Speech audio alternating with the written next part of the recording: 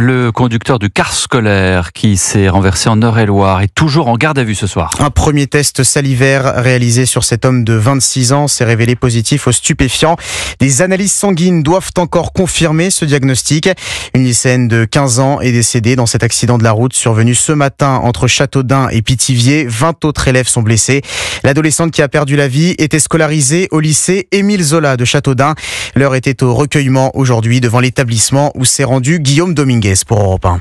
Loin des habituels éclats de rire des sorties de classe, les au revoir ce soir sont discrets. Certains se prennent dans les bras. Elliot et Thomas attendent sur le parking l'arrivée de leurs parents. L'annonce de la mort de Johanna a bouleversé l'établissement. Ils étaient en classe quand ils ont appris que l'un de leurs amis était dans ce bus. On a pu voir l'état de son visage, tout ça. Et il était gravement blessé. Il avait de la terre, du sang sur le visage, tout ça. Et puis surtout, ça a beaucoup tourné pendant la récréation. Quand j'ai vu le bus accidenté, je me suis dit que c'était quelque chose de fou quand même. Et si Elliot semble avoir du mal à réaliser, Thomas, lui, est en colère. C'est pas normal que ce soit ces personnes-là qui nous conduisent et puis qui veillent sur notre sécurité tous les jours. C'est les personnes qui nous amènent au lycée tous les jours, donc c'est vraiment choquant pour le coup, c'est pas normal. Ça me donne presque plus envie de prendre le bus, quoi. J'ai plus confiance maintenant. Aucun élève ne prendra le bus pour rentrer chez lui ce soir. Tous les parents sont venus chercher leurs enfants devant le lycée, comme Aude venue chercher sa fille en classe de seconde. Pour cette maman, l'idée qu'un chauffeur puisse être positif aux stupéfiants est insupportable. C'est grave parce que finalement on se dit soit il l'a pris le matin, soit ils peuvent picoler. Faudrait comme un étholotest pour stupéfiants et comme l'alcool, ouais. Ça éviterait les accidents finalement. Que nos enfants ils arrivent au collège, à l'école, on vit quoi. Et sur le secteur de Châteaudun, ce sont au total 4000 élèves qui prennent les ramassages scolaires tous les jours.